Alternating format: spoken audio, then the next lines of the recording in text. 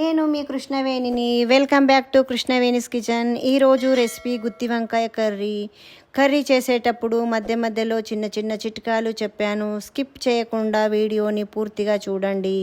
ఎలా తయారు చేసుకోవాలో వీడియోలో చూసేయండి. ఒక ఫ్రై ప్యాన్ తీసుకొని పల్లీలు వేసుకొని వేయించుకోవాలండి. పల్లీలు కొద్దిగా లేటుగా వేగుతాయండి, అందుకే పల్లీలు ఫస్ట్ వేయించుకోవాలి. మళ్ళీ కొబ్బరి వేయించుకోవాలి. కొబ్బరి వేగిన తర్వాత నువ్వులు వేసుకొని వేయించుకోవాలి. నువ్వులు సన్నగా ఉంటాయండి, తొందరగా వేగుతాయి నువ్వులు. యాలకులు వేసుకోవాలి, ఒక 2 జీలకర్ర వేసుకోవాలి, కొన్ని మెంతులు వేసుకోవాలి. వేసుకొని వేయించుకోవాలి, కలుపుతూ ఉండాలండి.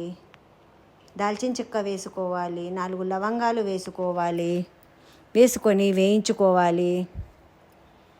చూడండి, ఇలా వేగాలి. చల్లారిన తర్వాత ఒక మిక్సీ జార్ తీసుకొని మిక్సీ జార్లో వేసుకొని కొన్ని వాటర్ వేసుకొని మెత్తని పేస్ట్ లాగా పట్టుకోవాలి. చూడండి, ఈ విధంగా మెత్తగా ఉండాలండి పేస్టు. ఆ పేస్ట్ని పక్కకు ఉంచుకోవాలండి. ఒక మిక్సింగ్ బౌల్ తీసుకొని వాటర్ వేసుకొని కొద్దిగా సాల్ట్ వేసుకోవాలి. వేసుకొని వంకాయలను కట్ చేసుకొని అందులో వేసుకోవాలి. చూడండి, నేను ఏ విధంగానైతే వంకాయలను కట్ చేస్తున్నానో ఆ విధంగా మీరు కూడా కట్ చేసుకోవాలి. పుచ్చులు కూడా చూసుకోవాలండి. ఆ వాటర్లో నానబెట్టుకొని ఉంచుకోవాలి. వంకాయలు బ్లాక్ కావండి. ఆయిల్ వేసుకొని వంకాయలను షాలో ఫ్రై చేసుకోవాలండి. చూడండి, ఇట్లా కలుపుతూ ఉండాలి. మెల్లగా కలపాలండి, విడిపోతాయి. చూడండి, కలర్ వచ్చిన తర్వాత తీసేసుకోవాలి.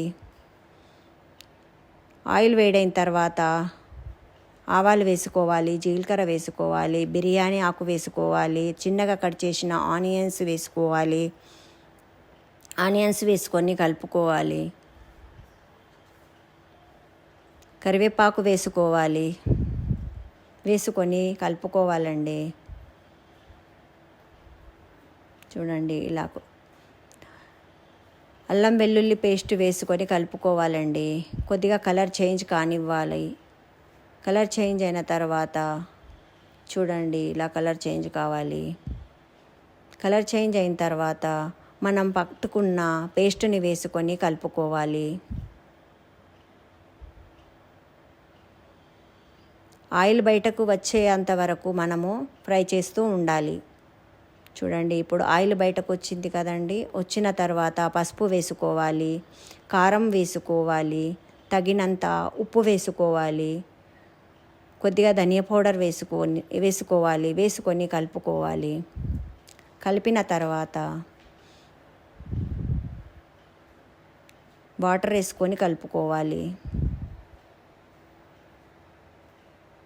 తగినన్ని వేసుకోవాలండి వాటరు.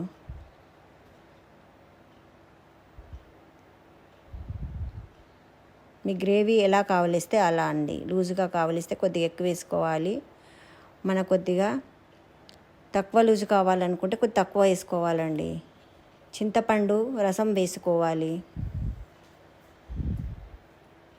వేసుకొని కలుపుకోవాలి.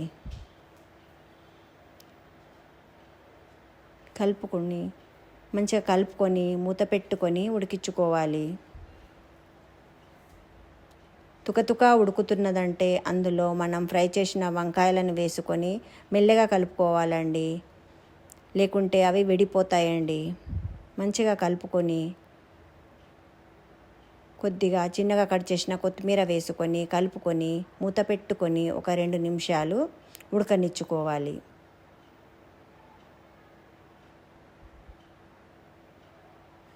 ఒక 2 నిమిషాలు ఉడకనిచ్చుకోవాలి. ఉడికిన తర్వాత చూసుకోవాలి, ఇట్లా పైకి ఆయిల్ రావాలండి, అప్పుడు ఉడికినట్టండి.